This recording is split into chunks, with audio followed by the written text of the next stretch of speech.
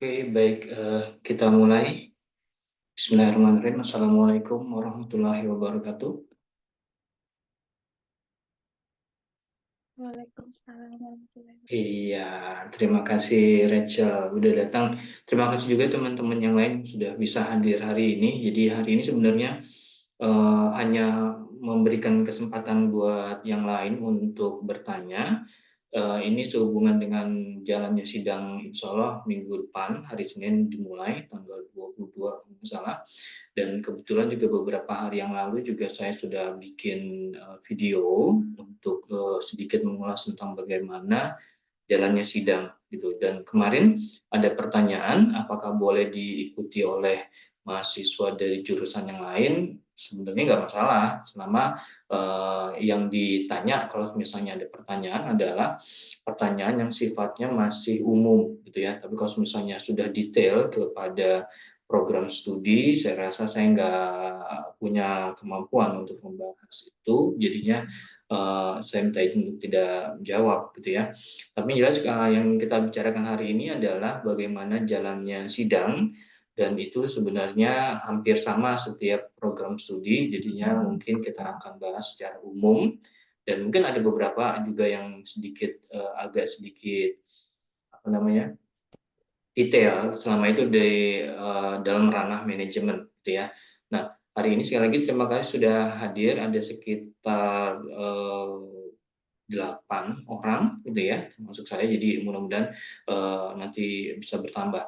Nah, pertanyaan yang sudah masuk ke Google Form saya itu ada 5 orang gitu ya, yang ada dari saya sebutin dulu, ada dari Dava Firmansyah Hidayat, dari Ainulina Febrianti, lalu dari Ananda Herdika Prasetyo, dari Nur Aziza yang terakhir masuk tadi itu adalah dari Sehorok gitu ya.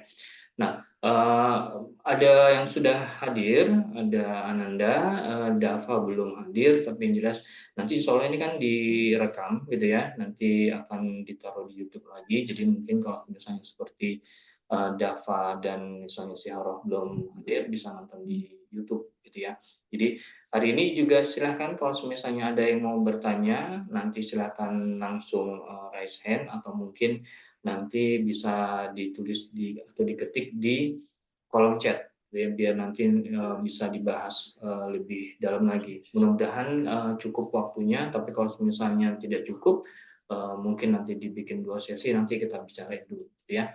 Tapi yang jelas ini kita bahas pertanyaan yang datang dulu di Google Form gitu ya. Di Google Form itu sekali lagi yang bertanya itu tadi dari yang saya sebutkan tadi. Eh, Pertanyaannya di sini saya bacain ya. Apakah sidang dengan metode MBKM akan berbeda dengan sidang pada umumnya?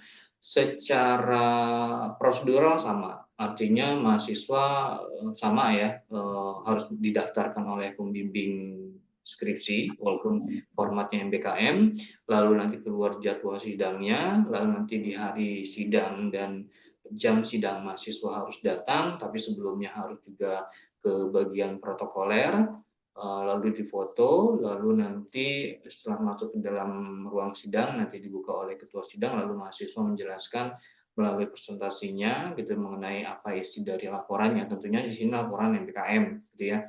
Nanti ada sesi tanya jawabnya juga, lalu nilainya formatnya juga sama, dan nanti hasilnya juga sama.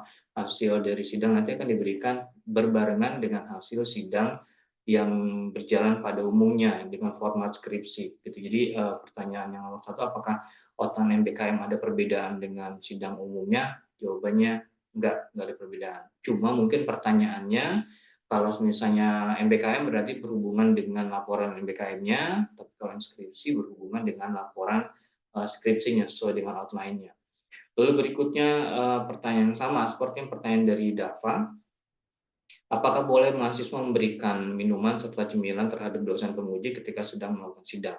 Terima kasih Dava. Ini Dava pertanyaannya sepertinya karena ada sayangnya ke dosen gitu ya, dosen udah mau datang untuk menyidangkan, tapi sayang sekali tidak diperkenankan gitu ya. Dan buat saya ini jadi bagus gitu ya. Alhamdulillah kalian kuliah di tempat yang kebetulan tidak memperbolehkan adanya gratifikasi dan ini aturannya ketat, jadi tidak boleh ada yang model seperti ini gitu. Walaupun ini sebenarnya sekali lagi niatannya mungkin bagus gitu ya, dapat memberikan rasa hormat kepada dosen, mencoba untuk membuat dosen nyaman dalam menyidangkan skripsi atau tugas DAFA, tapi kampus tidak memperbolehkan. Alhamdulillah sampai dengan saat ini kampus cukup tegas untuk masalah ini gitu. Jadi tidak boleh ada permainan uang atau gratifikasi seperti itu. Itu pertanyaan yang pertama. Lalu berikutnya pertanyaan, ya silakan kalau nanti ada yang mau bertanya silakan di kolom chat atau mungkin di raise hand gitu ya. Jadi ini saya langsung dulu yang dikirimkan lewat Google Form.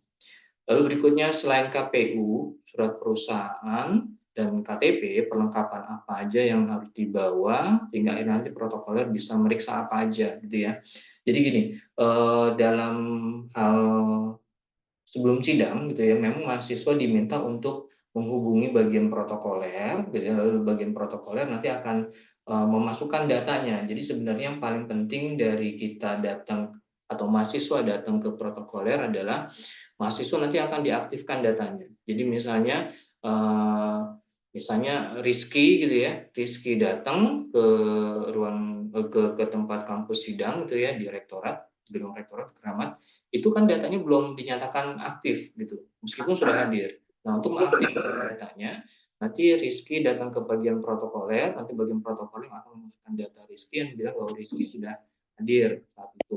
Tapi begitu Rizky sudah dinyatakan hadir di lokasi saat itu, nanti data di komputer dosen akan aktif. Gitu. Itu yang pertama. Jadi itu penting banget, karena kalau data Rizky belum aktif, nanti pas jam saat Rizky sidang itu nggak bisa diinput. Itu yang pertama. Lalu yang kedua, bagian protokoler akan melihat dan memastikan bahwa mahasiswa ini memang terdaftar dan memang ada skripsinya, dan paling penting adalah tadi surat keterangan dari perusahaan. Gitu. Jadi itu yang akan dicek kedua, itu yang paling penting yang kedua. Lalu berikutnya nanti baru kartu tanda pengenal dan seterusnya bila memang itu dibutuhkan gitu ya. Lalu apalagi? Sepertinya hanya itu aja gitu ya. Masalah skripsi apakah nanti harus di-print? Jawabannya boleh iya, boleh juga enggak. Tapi saya menyarankan karena kebetulan saya terbiasa untuk memegang ini skripsi jadinya saya saranin di-print biar nanti kalau ditanya lebih gampang untuk dibuka-bukanya atau mungkin nanti kalau misalnya ada tambahan dari penguji nanti bisa dipakai pensil nanti untuk ditambahin kayak gitu. Gitu ya. Ini untuk yang kedua. Dan sepertinya ada Dava, silakan Dava nanya dulu karena kebetulan tadi pertanyaan dari Dava yang pertama udah dijawab, mungkin dia nanti ada lebih jelas lagi. Silakan Dava. Pak, Assalamualaikum Pak.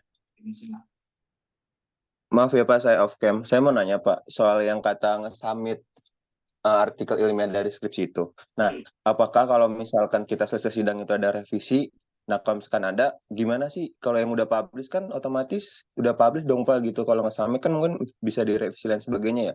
Kalau yang udah publish itu gimana Pak? Oke, jadi gini, memang kebijakannya memang tidak apa ya, sebenarnya ini yang untuk jurnal yang publish ini untuk persyaratan wisuda, bukan persyaratan sidang gitu. Jadi tapi nggak dilarang juga mahasiswa sudah publish sekarang gitu ya, sudah publish sekarang.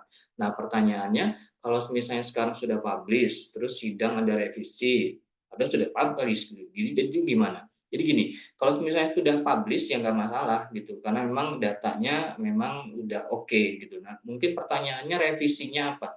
Revisi itu mungkin terjadi bukan pada bagian pentingnya, karena kalau di dalam jurnal ilmiah yang pentingnya adalah data dan pengolahan data dan penyampaian hasil dari uji statistikanya gitu. Jadi mungkin kalau misalnya ada yang namanya revisi paling hanya yang sederhana-sederhana aja, misalnya marginnya atau mungkin kutipannya atau mungkin kurang mendeleynya segala macam. Tapi kalau misalnya sampai dengan datanya yang harus dirubah, berarti itu ada kesalahan fatal gitu. Jadi kemungkinan kalau datanya salah nih, salah ngitungnya atau mungkin datanya diragukan atau mungkin ada pemalsuan gitu ya. Kayak gitu mudah-mudahan sih nggak ada kayak gitu. Itu mungkin kemungkinannya kalau sampai datanya sampai hitungannya sampai berubah atau direvisi itu bisa jadi ada kemungkinan ya itu harus mengulang sidangnya jadi hair. Tapi kalau misalnya yang biasa-biasa aja, insya Allah sih nggak ada masalah dan itu nggak mempengaruhi dari jurnal yang sudah disubmit. Walaupun sebenarnya sekali lagi syarat untuk wisuda itu ya, bukan syarat untuk maju ke sidang gitu kayak gitu. Jadi tenang aja Dava, itu nggak terlalu banyak pengaruh seperti itu. Gitu ya. Mudah-mudahan bisa menjawab pertanyaan dari Dava. Tapi kalau misalnya Dava masih ada yang mau tanyakan, silakan nanti diresen lagi. Lalu berikutnya, saya lanjut dulu. Ini mau pertanyaan mungkin dari Ananda, gitu ya, kebetulan mahasiswa bimbingan saya. Izin bertanya, jika hasil uji koefisien determinasi X1 sekian, lalu X2 sekian, apakah disebut berpengaruh positif saja atau bagaimana? Bagaimana juga berapa jurnal yang saya baca menyebutkan pengaruh itu signifikan gitu. Nanti apakah menjelaskannya berpengaruh signifikan atau gimana? Ini teknis ya. Tapi sebenarnya sih berapapun hasil dari uji koefisien determinan itu udah nggak jadi masalah. Karena sebenarnya jadi masalah adalah kalau datanya itu tidak valid atau datanya tidak reliable. Begitu data tidak valid dan data tidak reliable, berarti datanya harus diganti semua gitu, harus berulang lagi atau ganti data baru gitu. Nah, itu fatal. Tapi kalau misalnya datanya sudah valid, datanya sudah reliable, berapapun hasilnya memang itu yang terjadi di dalam perusahaan. Gitu. Jadi sebenarnya sih nggak terlalu jadi masalah. Besarnya data di sini hasilnya misalnya uji koefisien kok kayaknya kecil misalnya gitu ya.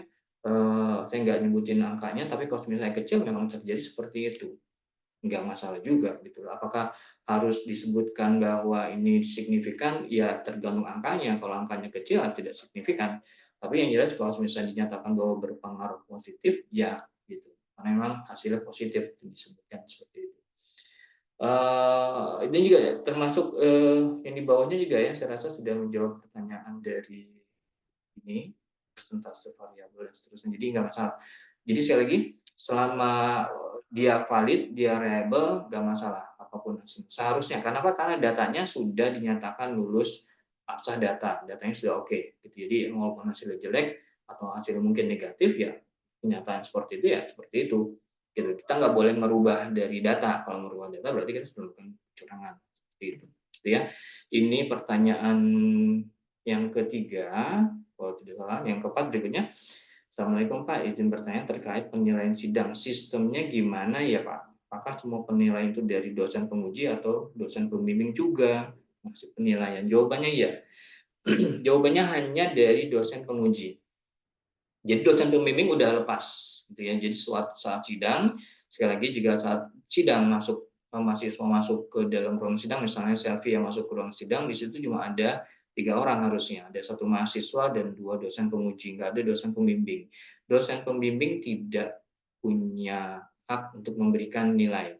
Jadi nilai murni dipegang oleh dosen penguji. Dosen penguji ada 2 ya, dosen penguji utama dan dosen penguji pendamping. Nah, dosen penguji utama dan pendamping inilah yang nanti akan memberikan nilai sesuai dengan apa yang mahasiswa presentasikan. Jadi kalau misalnya Sadam presentasinya bagus, jawabannya bagus, lalu skripsinya juga sesuai dengan panduan, insya Allah lulus. Cuma masalahnya nilainya A atau B, gitu ya. Jadi seperti itu. Jadi ini menjawab pertanyaan apakah dosen pembimbing juga memberikan nilai. Jawabannya enggak, gitu ya. Lalu berikutnya surat pernyataan dari website student, gitu ya.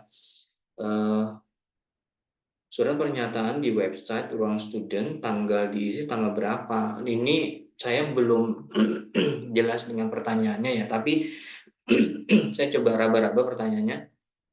Pertanyaan jadi kayaknya sih surat pernyataan nanti ikut wisuda gitu ya. Jadi kan memang ada surat nanti yang harus kalian tanda tangan lagi gitu ya dengan meterai kalau tidak salah.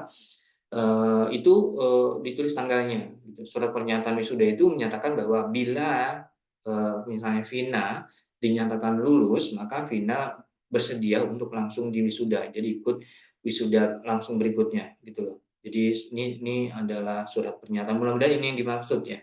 Ini yang dimaksud jadi pertanyaan. Jadi surat pernyataan dinilai atau diberikan tanggal berapa.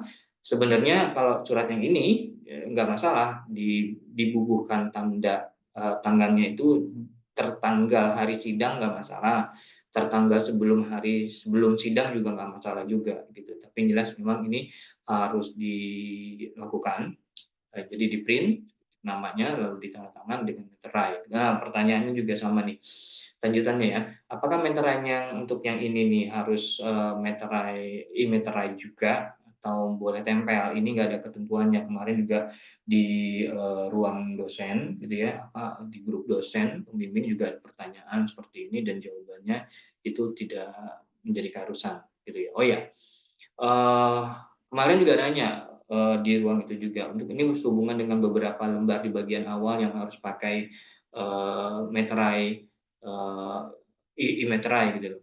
Ada beberapa mahasiswa menurut laporan dari dosen pembimbingnya itu kesulitan atau terkendala gitu, bukan sulit tapi terkendala dalam membubuhkan e-meterai gitu, di momen-momen akhir gitu ya. Akhirnya jawaban dari prodi itu masih diperbolehkan kalau semisalnya memang terkendala gitu. Jadi kayak gitu. Jadi tapi tetap diusahakan menggunakan yang e-meterai seperti itu. Gitu ya. Oke, ada pertanyaan sampai sini? Silahkan kalau ada yang mau bertanya. Oh, Dava lagi, silahkan Dava. Lalu berikutnya Rachel. Maaf ya Pak, aku sering buat nanya nih. Gak apa-apa, gak apa-apa, malah bagus. Jadi teman-teman yang lain jadi ngerti Dava. Silakan Dava. Ya. Jadi kan aku sidang kan jam 8, otomatis aku dari sini jam 5 gitu. Nah, yang di sebelum sidang tuh kayak misalkan kita lampiran serkom, terus TOEFL dan sebagainya itu dibawa secara fisik atau gimana Pak? Dan nanti kan ada ini ya, ada KPU skripsi ya, kayak misalkan kartu yang buat Ujian. peserta ujian lisan gitu-gitu kan. Itu dibawa secara fisik atau bagaimana Pak? Dan apa aja gitu Pak? Kalau untuk yang KPU harus dibawa dan harus di-print berarti ya. Itu yang KPU. Jadi yang dibawa dalam bentuk print out gitu ya, itu KPU itu tuh harus dan mungkin tadi KTP segala macam gitu ya. Kalau misalnya yang TOEFL segala macam itu enggak. Kenapa? Karena itu enggak masuk ke dalam syarat sidang. Jadi syarat sidang bukan TOEFL, bukan Serkom gitu ya yang dibawa. Kalau untuk yang Serkom dan itu nanti masuknya ke syarat wisuda dan pengambilan ijazah. Dan itu juga tidak di print dan disampaikan ke kampus karena database-nya sudah ada gitu. Database-nya berdasarkan database. Jadi gitu Dava, dari yang paling penting sebenarnya yang paling penting ya Dava ya, yang harus di print itu seperti yang tadi pertanyaan Dava ya, KPU sidang. Jadi KPU sidang dibawa, KTP nanti tinggal ditunjukkan seperti itu dan selesai gitu. Dan masalah yang tadi itu apakah laporan MBKM-nya di print, itu pilihan Dava sendiri gitu ya. Tapi itu yang seperti itu. Kira-kira yang bisa dijawab gitu Dava ya. Nanti kalau ada pertanyaan lagi silakan Dava, atau belum jelas silakan. Lalu Iya, berikutnya Bang. Rachel. Ya. Rachel silakan. Ya, terima kasih Pak. Izin bertanya Pak, untuk kan di KPU itu waktu kita cetak itu kan di penguji 1 dan penguji 2 itu kan di bawahnya ada tanda tangan dan nama lengkap. Nah, tulisan tanda tangan dan nama lengkapnya itu perlu dihapus nggak Pak? Karena kan nanti bakal ditimpa sama nama aslinya penguji Oh. dan tanda tangannya Pak. Nggak usah, Terus nggak usah. yang Biarin aja kedua, seperti itu. Jadi jangan oke. dirubah, dan di print aja udah seperti itu. Yang penting kan nanti ketahuan tuh hari apa, tanggal berapa, dan jam berapa. Nanti mungkin bagian protokoler juga nanti bisa mencocokkan juga datanya. Mungkin kalau misalnya ditanya. Tapi kalau misalnya enggak juga nggak masalah karena protokoler punya database-nya kan. Rachel hari apa, jam berapa, nah tinggal Rachel bilang sesuai nggak nama Rachel dengan si ruang sidangnya seperti itu. Nah, kalau misalnya tadi kan nanti kan ditandatangan, iya nanti ditandatangan. Terus namanya nanti dosen tersebut akan tulis nama sendiri gitu. Tapi sebenarnya itu cuman sebagai pegangan mahasiswa gitu ya. Kalau misalnya hari itu mahasiswa sudah datang dan sudah ikut sidang gitu loh.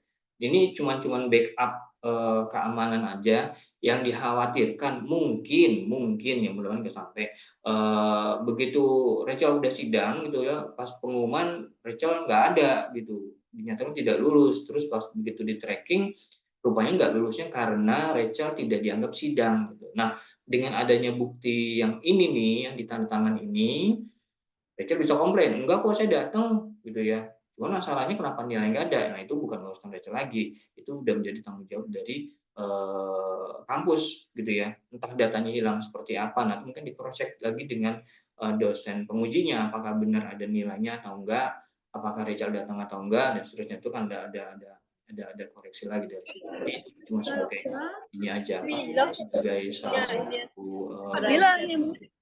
apa namanya cara aja gitu, ya seperti itu. Oke, Pak. Untuk Oke. pertanyaan yang kedua, Pak, Heeh. surat pernyataan wisuda itu yang tertulis siap di wisuda pada tanggal sekian, itu apakah juga menjadi barang bawaan yang wajib kita bawa waktu sidang atau setelah sidang aja?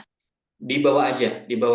Takutnya nanti akan ditanya gitu ya, takut dibawa aja. Karena mungkin bisa juga nanti akan dikumpulkan segala macam, tapi untuk sampai dengan sekarang sih hanya itu aja yang tadi yang saya sebutkan. Tapi untuk pastinya itu dibawa boleh sih.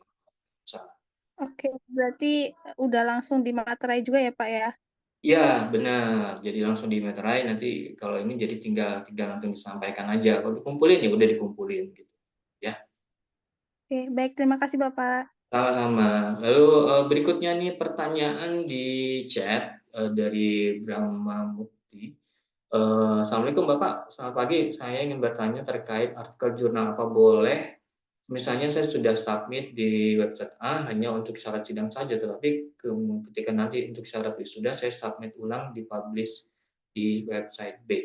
Kalau sudah publish nggak boleh, itu melanggar. Itu nanti di blacklist nanti kamunya, karena akan ada 2 jurnal dengan artikel yang sama. Tapi kalau cuma untuk submit aja, submit, jadi submit dengan publish beda. Kalau submit cuma kirim doang, jadi Bram ya, submit dikirim. Jadi kalau misalnya Bram ngirim ke jurnal A, ya udah cuman yang penting punya dulu gitu ya, boleh gitu. Tapi kalau misalnya sampai publish, ini kan beda ya, dikirim. Terus nanti misalnya kalau udah disuruh bayar, udah bayar, terus udah tampil. Kalau udah tampil nggak boleh, jangan Bram. Nanti jadi bahaya gitu. Bahayanya karena akan ada 2 jurnal dengan artikel yang sama gitu. Tapi kalau untuk publish ya, tapi kalau misalnya untuk submit, misalnya jurnal misalnya artikelnya untuk jurnal ini udah submit nih, udah disubmit, baru kirim ya. Terus didiemin aja. Terus Bram diminta, Bram ini dibenerin Bram, ada yang salah gini-gini. Terus Bram diemin aja, nggak ngelakuin apa-apa, itu akan didiemin sama jurnal. Kenapa? Karena Bram nggak ngelakuin apa yang harusnya jurnal minta gitu. Nah, berikutnya misalnya setelah sidang, ah masukin lagi ke jurnal ini kayaknya lebih bagus nih, gitu jurnal lebih bagus, terus jurnal yang ngerespon, Bram ini harus dibenerin, dan Bram ngebenerin, Bram misalnya bayar juga, baru publish, itu nggak salah.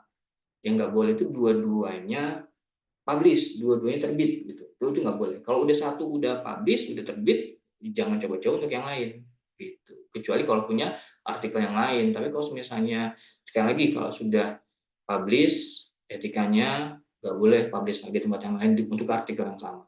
Seperti itu Bram, yang mudah-mudahan bisa menjawab pertanyaan dari Bram. Seperti itu. Sama-sama Bram, Bram mengucapkan terima kasih. Oke, ada lagi yang lain? Silakan kalau misalnya ada yang mau bertanya. Kita masih punya sedikit waktu lagi yang masih bisa dipakai. Terima kasih sudah 30 orang hadir. Oh, Dava, silakan Dava. Lagi. Aduh, aku nanya mulu nih Pak, maaf ya Nggak Pak. apa-apa. Nggak apa-apa, nggak apa-apa. Jadi ilmu yang lain buat yang lain juga Dava. Silakan. Terima kasih. Ya, kan aku baca kan kalau sidang itu kan paperless, otomatis dosen penguji itu kita kasih PDF skripsi kita atau gimana Pak? Paperless itu adalah ininya Bram, Dava. Jadinya sorry. Yang dilihat itu adalah file yang kan waktu Dava apa daftar sidang gitu ya, didaftarin sama pembimbing ya, kalau nggak salah pernah kita chatting itu ya, pembimbingnya Pak Taat kalau nggak salah. Iya, Pak Taat Pak benar. Kan kamu kan kirim file ke Pak Taat kan ya, laporan MBKM-nya, Iya.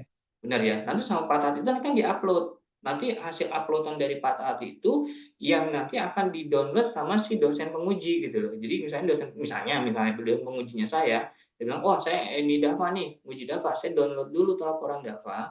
Ya udah, nanti di sidang saya pakai itu, gitu. Jadi Dava nggak bawa lagi filenya atau nanti nggak nyerahin atau mungkin nanti di print, enggak. Jadi pas lagi sidang yang dibuka adalah filenya. Jadi saya buka filenya Dava, oh laporannya MBKM nih, oh laporannya tentang ini di PT ini, nanti pertanyaan berdasarkan file itu, gitu. Jadi Dava nggak harus bawa lagi apa-apa karena sudah disubmit melalui lewat kata tadi. Itu Dava ya. Berarti kita nggak ngasih apa-apa ke dosen penguji apa baik itu file dan lain sebagainya. Nggak nyerahin apapun kecuali ini dua nih mungkin yang nanti diserahin. Yang pertama adalah surat KPU. Satu peserta sidang gitu ya, itu nanti diserahin, nanti baru ditandatangan gitu ya, nanti dibalikin lagi ke Dava. Yang kedua, lembar pengesahan sudah sidang gitu. Lembar pengesahan kan kemarin kan lembar pengesahan skripsi itu kan ditandatanganin sama satu orang doang tuh sama dosen pembimbing ya, pengujinya belum ada. Nanti sewaktu nanti Dava datang ke ruang sidang, ke protokoler, nanti bisa jadi nanti akan Dava dikasih surat itu, surat yang bentuknya hampir sama, tapi tulisannya bukan untuk disidangkan, tapi telah disidangkan. Kayak gitu. Itu nanti diserahkan ke penguji. Kalau misalnya dititipkan lewat Dava, tapi kalau misalnya enggak, misalnya bagian rumah tangga nanti akan kirim ke dosen penguji masing-masing di setiap ruangan. Seperti itu. Jadi itu. Jangan lupa, surat yang menyatakan telah disidangkan, yang sudah ada tanda tangan dosen penguji, itu kalian harus pegang setelah sidang selesai. Jadi kalau misalnya protokoler belum ngasih ke Dava, terus pas sidang juga si dosen pengujinya bilang, Dava suratnya mana nih yang harus kita tanda tangan? Dan itu belum ada, tungguin. Dava sebaiknya urus ke protokoler, bilang Bapak Ibu protokoler, ini dosen penguji saya belum dapat suratnya gitu. Jangan pulang, nggak boleh pulang. Karena kalau pulang nanti repot gitu ya. Dapetin dulu suratnya, minta tanda tangan dosen penguji untuk tanda tangan dua-duanya, pastikan dua-duanya dipegang sama mahasiswa. Boleh tuh setelah sidang selesai, suratnya udah ada, gitu ya, dua surat surat pernyataan sudah sidang dan surat KPU sidangnya udah dipegang, boleh pulang. Tapi kalau misalnya surat pernyataan itu belum dipegang, gitu ya, atau lupa atau ketinggalan, harus balik lagi, gitu. Kenapa? Kalau itu belum ditandatangan, berarti mau nggak mau Dava harus cari dosennya, gitu. Dosen ini kan bisa dari macam-macam, ada yang dari Margonda, ada yang dari Kramat, ada yang dari Cengkareng, ada yang dari Bekasi, dan Dava harus ketemu sama dosennya itu. Jadi bolak-balik nanti akhirnya jadi repot gitu. Jadi sebaiknya pastikan dulu sebelum pulang surat KPU-nya sudah ditandatangan sama dua orang dosen penguji, lalu surat pengesahan itu sudah ditandatangan dari dosen penguji dua-duanya, gitu ya. Dan biasanya dapat 2 lembar yang surat pengesahan ini, gitu ya. Nah, setelah surat pengesahan ini kan ditandatangan sama dosen penguji ya, dua-duanya kan, dua-duanya oleh dosen penguji. Nah, itu nanti surat pengesahannya ini dibawa ke dosen pembimbing untuk ditandatangan lagi. Jadi akhirnya ada 3 tanda tangan kayak gitu. Baru nanti dimasukin ke skripsi yang asli. Kalau dinyatakan lulus, insya Allah mudah-mudahan dinyatakan lulus, berarti baru di submit gitu. Tergantung nanti ya. Setelah sidang itu nanti harus pakai hard copy dikumpulin dalam bentuk hardcover atau mungkin hanya paperless lagi gitu. Kita nunggu aja kabar dari kampus gitu dah. Berarti kalau dari surat pernyataan skripsi itu bisa dari kita sama protokoler ya, Pak? Tergantung ya? Atau gimana, Pak? Tetap surat pernyataan setelah diuji dari protokoler. Nggak bisa bikin sendiri Dava. Kenapa? Karena kita kan nggak tahu siapa yang uji Dava. Gitu. Oh iya, benar. Nah, protokoler kan tahu nih. Oh, protokoler kan udah di-plotting. Oh, untuk ruangan misalnya 603 itu kebetulan mahasiswa yang namanya Dava nanti diuji sama Bapak X dan Ibu Y misalnya gitu. Nanti mereka print gitu. Tinggal dibawa aja gitu. Jadi kita nggak usah mikir lagi, oh dosen penguji gue siapa ya gitu. Nggak usah, nanti tinggal minta aja. Yang Berarti Pak, berarti kalau dari diri kita sendiri kan surat KPU, KTP sama itu aja, Pak. ya yang kira-kira dibawa misalnya diperlukan misalnya surat yang untuk wisuda pernyataan dibawa aja itu, tapi kalau misalnya untuk teknis untuk itunya nggak usah yang surat itu, surat dari protokoler, nanti protokoler yang ngatur sendiri gitu Dava. Oke, gimana udah? Oke, mudah-mudahan menjawab Baik, ya. Pak. Sudah ya, Pak. Oke berikutnya Indah. Oke, mungkin ini kita jawab pertanyaan Indah dulu ya. Udah dapat reminder dari Zoom karena kita pakai gratisan. Silakan, Indah. Assalamualaikum Pak. Waalaikumsalam, Indah. Saya ingin bertanya, saya dari dosen pembimbing mahasiswa pembimbing lain ingin bertanya mengenai Turnitin, Pak. Jika Turnitin itu akan dicek sama penguji atau enggak ya, Pak? Karena kan saya ada pembaruan isi skripsi karena ada kekeliruan dalam isi skripsi saya, Pak. Itu gimana ya, Pak? Apa harus dicek ulang atau gimana? Tapi saya udah publish jurnal soalnya kalau saya cek Turnitin ulang kan otomatis akan bengkak ya, Pak. Jadi gini, Bagaimana? pertama dosen penguji nggak ngecek Turnitin lagi, jadi kita ngujinya berdasarkan laporan Turnitin yang terakhir, gitu ya. Jadi kalau misalnya Indah Turnitinnya kemarin itu misalnya 20% plagiarismenya, berarti kita berdasarkan itu. Nah, pertanyaannya memang kan diperbolehkan untuk update file ya. Kalau misalnya ada sesuatu hal yang berubah, update file, berarti kan kemungkinan Turnitin juga akan berubah juga. Nah, pertanyaannya diperbolehkan menggunakan yang 20%, jawabannya boleh, nggak masalah. Jadi nggak usah terlalu dibingungin gitu ya. Dan kemungkinan besar sih Indah itu melakukan perbaikannya untuk hal-hal yang minor gitu ya, misalnya typo atau mungkin salah penempatan gitu ya, bukan salah data gitu, sehingga akhirnya salah salah uji SPSS atau uji statistiknya. Jadi sebenarnya sih nggak masalah juga kalau misalnya hanya perbaikan minor gitu. Nah, kalau misalnya tadi pertanyaannya apakah nanti juga akan berefek juga kepada jurnal. Begitu ngomongin jurnal berarti udah kebijakan dari manajemen si jurnalnya gitu. Tapi sepertinya kalau misalnya hanya perbaikan minor-minor aja juga nggak masalah juga di jurnal. Gitu. Walaupun jurnal kemarin sudah juga dibisu-unitin. Walaupun mungkin nanti akan ada perbedaan sedikit, tapi nggak begitu banyak sebenarnya harusnya gitu ya. Jadi insya Allah sih nggak ada masalah gitu ya Indah ya. Mudah-mudahan juga lancar-lancar aja gitu. Oke? Oke, baik Pak. Makasih banyak ya Pak. Sama-sama Indah. Oke, ada lagi pertanyaan? Kita sudah dapat reminder waktunya tinggal 6 menit lagi. Oke, ada pertanyaan? Nanti insya Allah ini akan ini direkamkan ya, mudah-mudahan ditaruh lagi di YouTube ya nanti yang Pak, yang terakhir nih Pak, boleh. buat Yang terakhir ya. Benar. Silakan. Aku nanya tentang SKL sih Pak, surat keterangan lulus itu bisa kita dapatin itu di bulan apa ya Pak? Sebelum wisuda gitu kan? Surat keterangan lulus sementara itu bisa dibikin kapan? Saya belum bisa jawab karena ini berhubungan dengan administratif gitu ya. Saya nggak berani jawab pertanyaan itu. Jadi silakan Dawa nanya ke bagian ADM kampus gitu ya, atau mungkin ke hotline kampus gitu, biar nanti mereka yang punya kompeten untuk jawab ini jawab gitu. Jadi saya nggak berani sedih Dawa ya. Ya. Oke Pak, terima kasih Pak. Sama-sama Dawa. Ya. Oke, ini juga memberikan gambaran sama kalian kalau saya nggak ngerti ya saya nggak ngerti dan saya nggak jawab gitu. Tapi kalau misalnya saya ngerti, insya Allah saya jawab. Gitu. Oke, ada pertanyaan lagi? Tinggal 5 menit. Alhamdulillah ada beberapa pertanyaan yang udah mulai ngerucut banget dan ini bagus untuk dibahas gitu ya.